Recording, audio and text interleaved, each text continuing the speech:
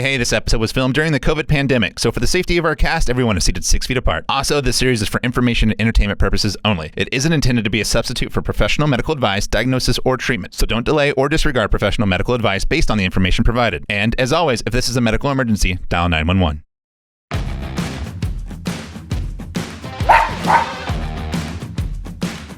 Welcome to Going to Health. For people, from people. So this one time... Oh, I'm gonna go get some tasty waves, bro.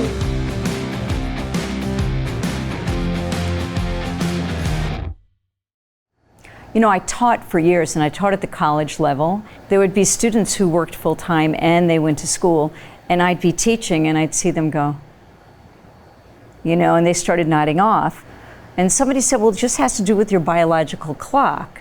It's like that old, you need a little nap. You just need a shut-eye. Is that? Actually, probably not. I think it probably isn't entirely normal to take a nap in the afternoon.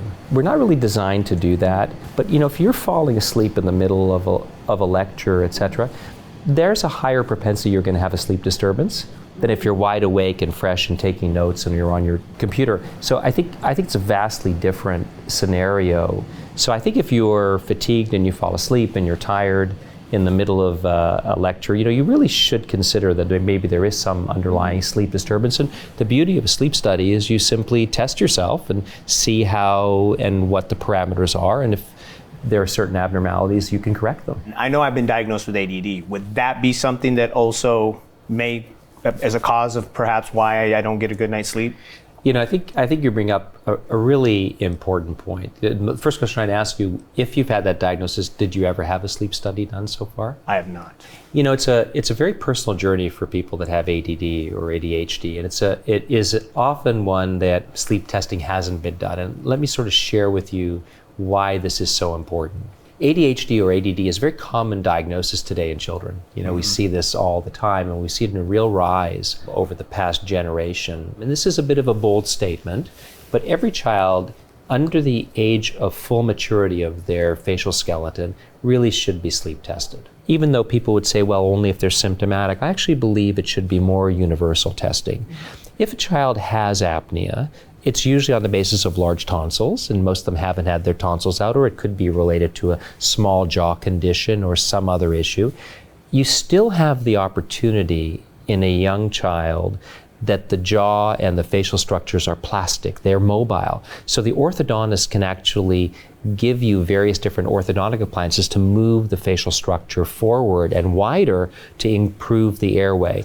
A lot of those young people that have ADHD and diagnosis are actually apneics. And so often, they've never been tested for sleep.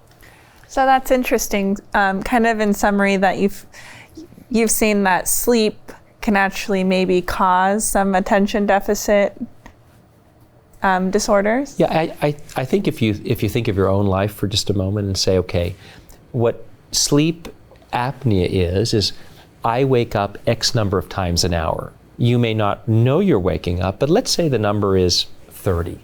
So every 2 minutes, I want you to think of this for a second, your partner is shaking you awake all night long. How are you going to feel the next day? Exhausted, terrible. So the consequences of that are my mind is not able to remember as clearly, I can't stay as focused clearly. So there's no question there's a very strong correlation between ADHD and ADD and sleep apnea. And it's definitely one that you want to really assess. So interesting. So being a nurse and yourself being a doctor, and specifically I work in surgery, sleep is definitely a little bit more difficult to accomplish. How have you found to overcome this working in the field? It is challenging. Not everyone can navigate that as well. I think some people really struggle. It's more difficult to change than it is to stay on that shift. So for example, if you're working in some capacity where it's 7 to 7 at night till the morning, it's better to always be 7 to 7 than it is to then change every week to kind of go from day to nighttime. There are times when it's 2 a.m. and if it's either adrenaline or a coffee that gets you going. Keeping yourself fit, I do notice for myself, because I do, like yourself, have long hours, and I thought it was really important that I had to increase my physical activities and increase my exercise to be able to be more endurant. Right. So I do think that's very helpful in terms of navigating those challenging times when we have to be up 24 hours and 36 hours. I'll pass. It is interesting what you said before, because when I was growing up, people had their tonsils out. Everyone got their tonsils out. And then when I had kids, they said, hold off, don't get their tonsils out. And now you're saying something so interesting about that. Well, this is a fascinating, we go through cycles in healthcare, right? I grew up in a tonsillectomy era. Everybody had a tonsillectomy. I think I was 3, I don't know. So as we have watched children with reduced tonsils, we've actually noticed other problems like sleep disturbances, sleep apnea, ADHD, and other medical conditions rising somewhat correlate to the reduction in sort of that standardized tonsillectomy. And that isn't to say that children should have a tonsillectomy. It just should be that parents should be aware that if the child is not sleeping well and they're fatigued and they're tired and they're rolling around their bed to try to kind of move to sleep, maybe they have sleep apnea, and maybe the cause of that is their tonsils and adenoids. I just remember when I had my tonsils out, my parents said, you'll be fine and you get to eat ice cream for 2-3 days. And I said, sign me up.